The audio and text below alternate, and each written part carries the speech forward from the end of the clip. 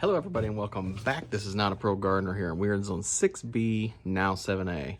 It is 40 degrees outside right now, and we're starting to get a little chill tonight, tomorrow night, and I think the next night we're supposed to be in the low 30s. So we got a lot of prep that we're going to show you that we took and a lot of time wasted. But we're going to cover it all anyway and talk about it. So what we're going to be doing today is we're going to be doing a garden update, market garden update, and just a regular redo your work update for you to see all the things that has happened. We are doing it on April 6th today. We got a lot of things planted April 1st, pretty much the first weekend in April. We planted as much stuff as we could because we have been falling behind. The reason we're going to be doing this today is we kind of fell off the bandwagon here, and we're trying to get back on it, but also trying to do all the many things we have coming up. We'll talk about it when we get there. So let's go ahead and see what the garden looks like. All right, so one of the many days we don't have wind. So I've been really busy trying to prep garden plots up. We had a cover crop of wheat seed here, just something quick to throw out, get something growing through winter. You can see yesterday and the last 4 days we've had nothing but pouring down rain. We have got so much rain in the last 4 days. It's just been running off. We've had flash flooding, lots of issues. You'll see that. It's hard to tell, but I'm gonna have to redo all this here. I direct seeded 6 rows of beets. That's gonna have to be redone. So we're just gonna talk about what we're going to do. So I'm going to put watermelons here. I'm going to do Charleston Gray a couple, and then I got blacktail watermelons to fill in where I don't have those. I want to do beets, a bunch of beets here, and I got kale here. I have mostly that blue ridge kale, I think it's called, or blue night kale, something of that nature. And then I got a few lacinato kales on the very end down there. It's just so muddy, I ain't even going to walk out there, but we have had so many, before this rain hit, we've had so many windstorms. So, long story short, I needed to take this plastic off and re-stretch it and retighten the strings and everything, all that. I needed to do it.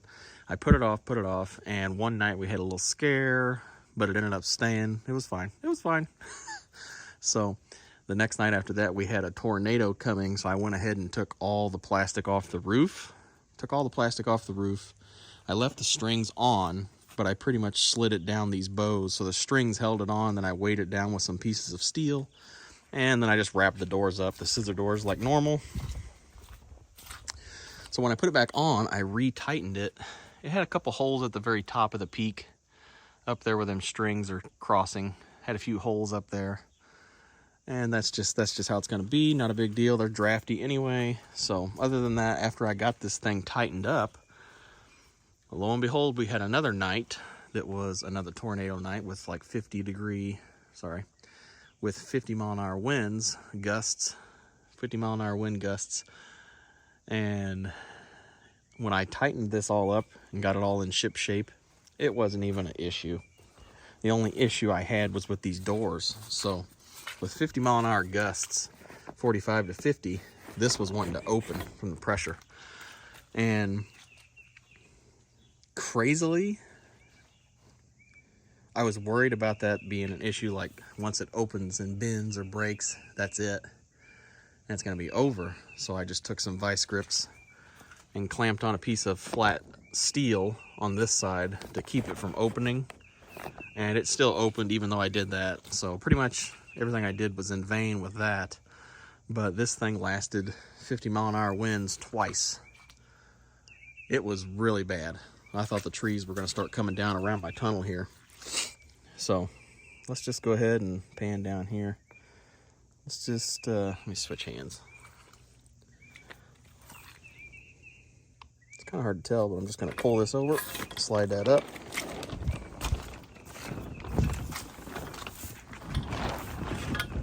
Okay, let me zoom out here so you get the full effect. We're back to square one. Last year, March 1st, I had these planted. This year, April 1st. And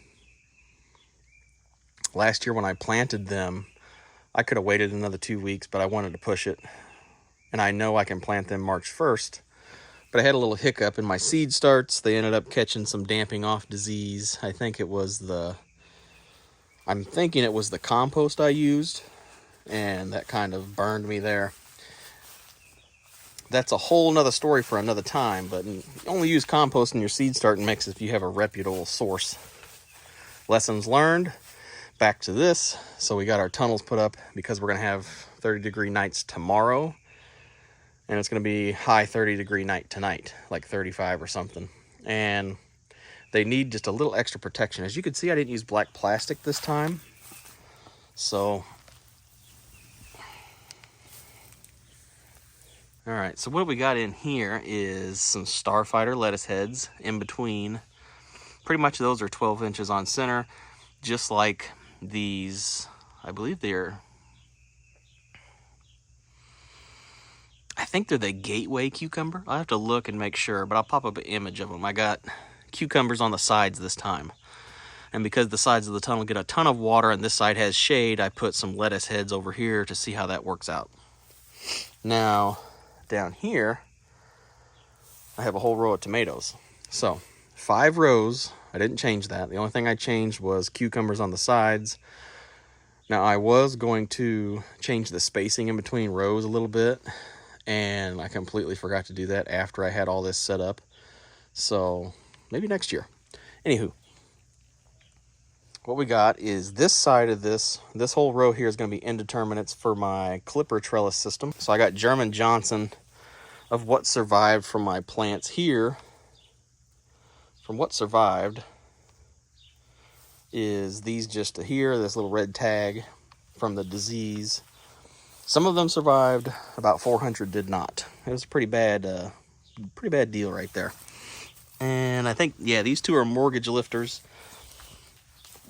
Then I got one giant tomato variety. I finally got seed started from Heavenly Hills Homestead, I believe. When I tried to seed start those last year, I had a damping off problem too, but I didn't use compost that last time. But it was the same exact thing, and I washed my trays. Anywho, we got some Jubilee tomatoes here. Had 2 extras I popped in here because they are indeterminate as well. I got about 6 spots missing here. I just didn't have anything else. Didn't have anything else to pop in there, so we're just gonna have to leave them blank for now. Last year I planted them 18 inches apart. This year I put them 12 inches apart. Now in here, it's gonna be a little hard to see. Okay, so we got 1 sun sugar tomato on the left, a couple blush tomatoes in there. I only had, I think, 2 of those survived, and then all these here are sun sugar of the seeds I saved myself this last year, which was a favorite, and some sweetie cherry tomatoes. A lot of those did not make it, but I got a few of them to make it. And there's a few people requesting green zebra tomatoes last year at the market, so I planted a few of those. And there's one more sun sugar at the end here. So here we got cucumbers on the back. I planted what was left from a 50 cell tray, planting them every foot. Some of them died when we had this flash flood. It came all the way across here, and some of them just didn't like that very much. So this variety here, well, this row, is going to be determinates. I'm going to stake this in Florida Weave It, I think. I have some Primo Red, which is my most early maturing variety. Those took a huge hit, but not as bad as the Red Deuce. So the Red Deuce tomatoes, the variety, these are all hybrids, mind you. They was really lacking in disease resistance compared to the other ones, even some of the heirlooms, which was kind of crazy. I thought they would have been a little bit better than that, but them guys was like ground zero. Only had 2 survive out of like, I don't know, 50 plants for the Red Deuce, and about 13 survived, almost 12 from the Primo Red, which is what I'm really looking forward to. So Really lost a lot of motion. Really lost a lot of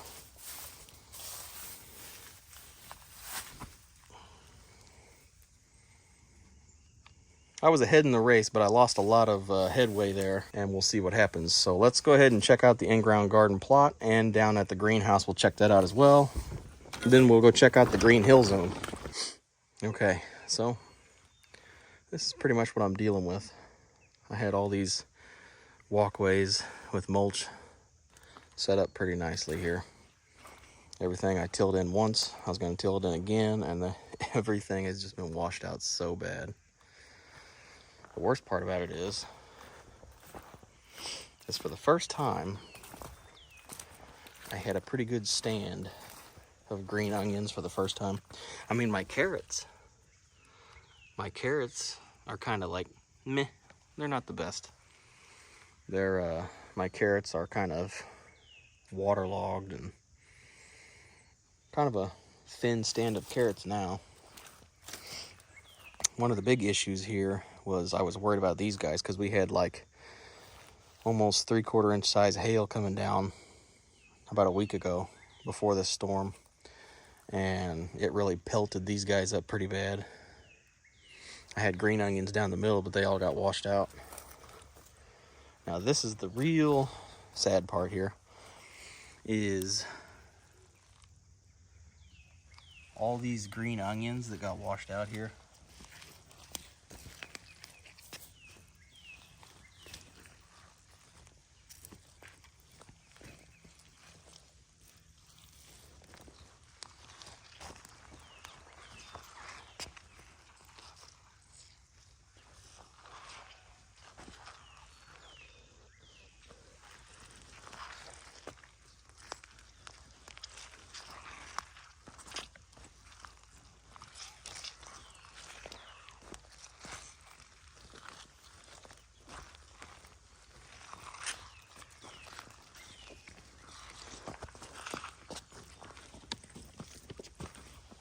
Yeah, that's kind of a shame. I don't know what I'm going to do about that just yet, really. The spinach has kind of been washed out too. This pretty much half the bed is junk. Really rough and tough. The neighborhood they got to live in here, evidently. There's all my compost, all the silt and all the good dirt washed down here. It's literally everywhere. I'm gonna try to, I'm gonna try to do the best I can to like shovel it up and keep it, I guess. It really ruined these beds. We had 2 days of rain where everything was good. You know, they was doing good, and then we had the most rain I've seen in a long time come down, and they just couldn't hold out. This is my sage, overwintered from last year, looking great. And I got some more sage out here. This stuff is just growing everywhere. It was a pretty big hit for me eating it last year. I really loved it. And the oregano's not too bad either.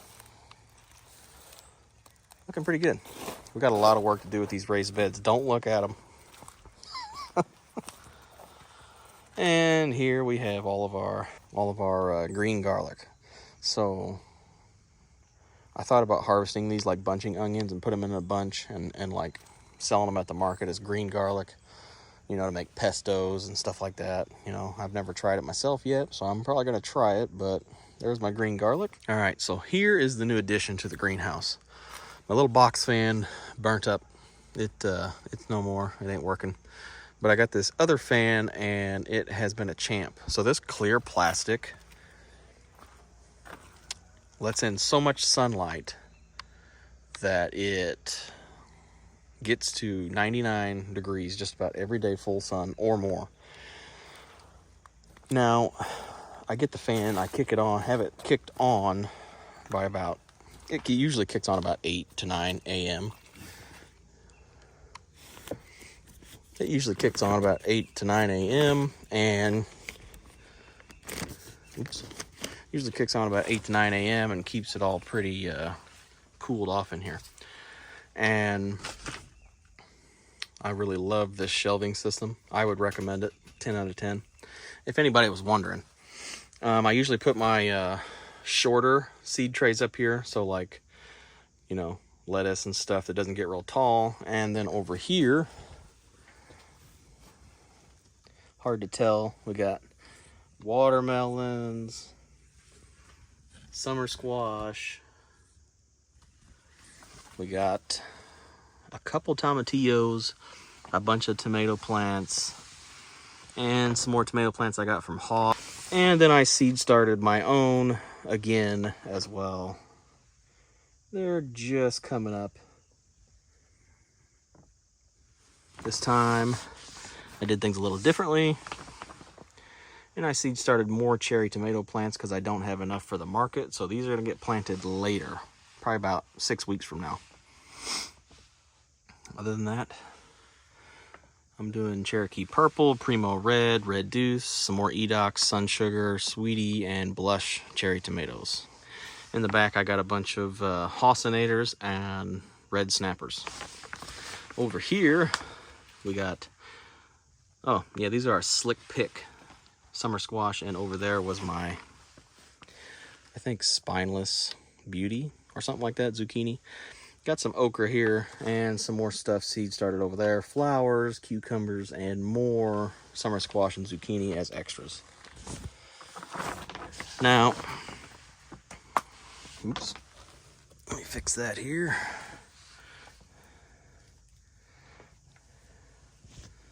Okay. Now the key to doing this is you do not want this frost cloth to touch your plants if it does get below freezing outside, because it'll burn them. So I just got some sticks propped up in there to keep them off. And I have also found in this cattle panel greenhouse, doing this along with the aquarium heater, it does retain some more heat. Another trick that I do, let's come out here, get this closed up for warmth. And another trick that I do here is some double bubble, and I put it on top of the greenhouse. That seems to help out a lot. And then I cover it with a tarp. Here's my Salanova lettuce mix.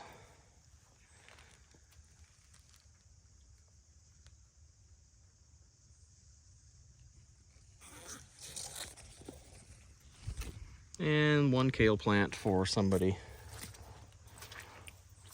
Trying something new this year, so I'm gonna try to make like miniature bonsais out of these guys. Definitely this one. I want to do a bonsai plant out of this for sure. I'm just kind of growing it out right now, but I want to do like an indoor bonsai plant with this. I'm pretty excited about that. So this year I'm not going to have no cauliflower, no lettuce, no cauliflower, no broccoli, none of that. We're going tomatoes this year. Don't really have a choice. I'm going to try to do more carrots. I was going to do more bunching onions, but as you can see, they hopefully they stand back up. It's pretty bad. So honestly, I don't know what I'm going to do about all this washing out. I mean, Captain Hindsight over here. If I had thought about it, I would have just took my silage tarp and probably just covered everything. And I wish I would have. You always think of these things after the fact, especially when you've never had to deal with them before. So if you ever know you're going to have a downpour of flash floods, if you can, just cover it with a tarp. Especially if you try to plant early like me, because you get a lot of runoff, a lot of hard work, ran off, is gone. So we're going to go ahead and go over the Green Hill Zone, and we're going to check that out and see what's crack-a-lacking over there. Let's kind of do a rain check here, because of all the rain we had out here. So, we had so much rain. I'm kind of surprised this stuff isn't more washed out than it is. So I've weeded these guys by hand, this garlic here. This is the Music organic garlic seeds, cloves, however you want to say it. I got those planted last year and they have been overwintered. I uncovered them so the soil could warm up faster. And if it gets to the point to where I need to, water them, I might be able to do something with that. We'll see. But so far, this soil has retained so much moisture. It's really a godsend. A big part of this is these living pathways here. Now, it's a big issue with seeds and stuff like that, I know.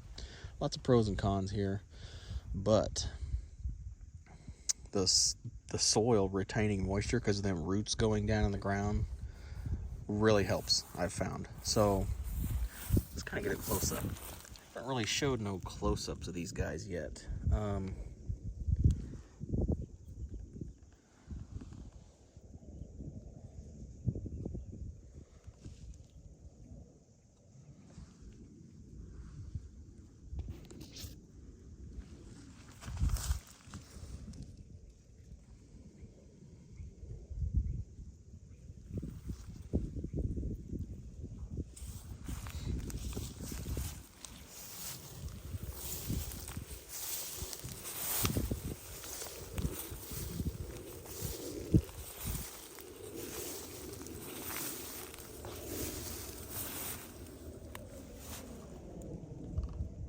So as you can see, my goodness. So as you can see, it's going crazy out here.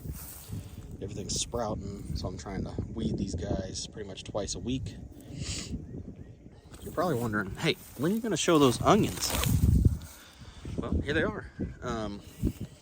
Might as well start here on the end again.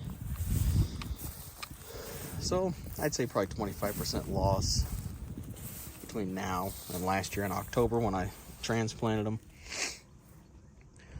But they look pretty good. I mean, let me get the camera going here. Slow as Christmas. So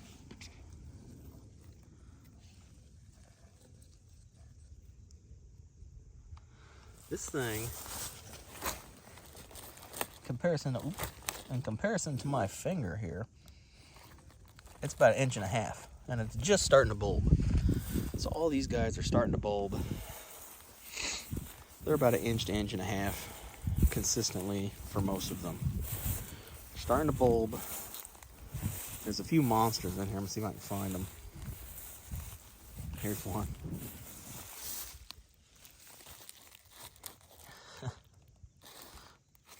It's April 6th. These guys have been in the ground since October, and they are going crazy. Sorry guys, the camera just does not want to turn. There we go. So, you know, we got quite a bit of really nice ones in here.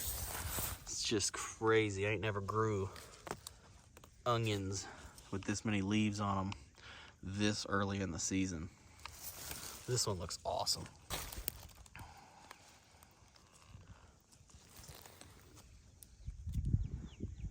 Looks awesome.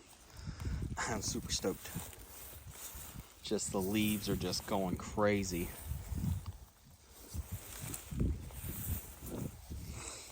We had, since last night, a few deer munching on them. I only had 2 of them that got the tops munched off of them, but they'll grow back. I've had that happen before. Good thing there wasn't a bunch of them, and good thing they didn't like them. Could have been a lot worse.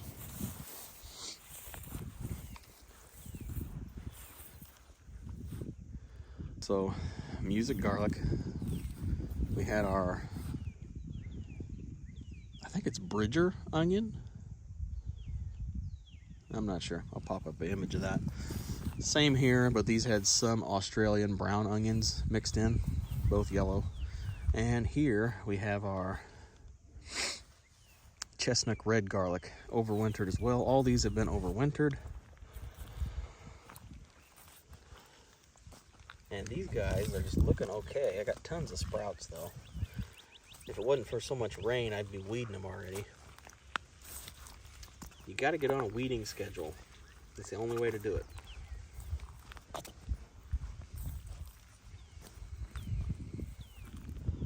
Hopefully this stuff can dry up a little bit so I can get in here and weed them. But this water is is needed.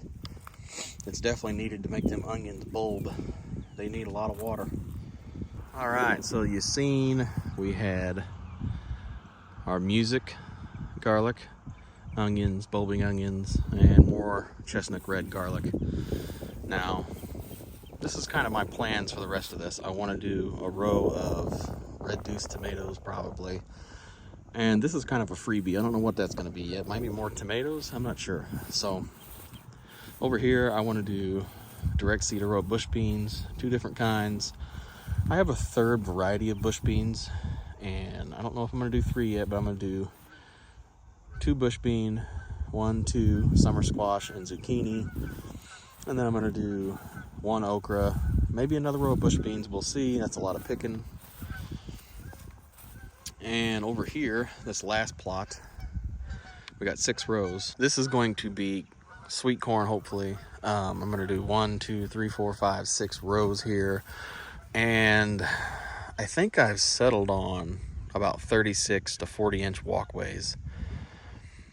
It's about a 30-inch strip I'm tilling here, and I'm going to do 2 rows of corn in there. And I'm going to set it up to where it's about 18 inches in between the corn so I can get my electric wheel hoe in there, which will be super easy, hardly any work for me to weed all this. And then on the edges, I'm going to have a toolbar set up to where I can just put a 6-inch oscillating hoe on there and probably just go through around the edges and rip it up like that as well.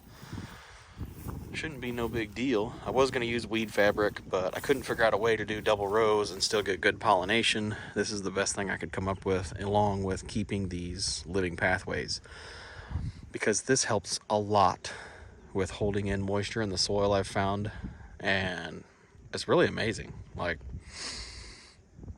the ground up here actually has some really good topsoil, and the grass, I'm sure it has some really deep reaching roots to allow water to penetrate into the groundwater. And this is not a pro gardener here. Don't forget to like, share, subscribe, ring that bell to get notified every time I come out with a new video. Thanks for watching.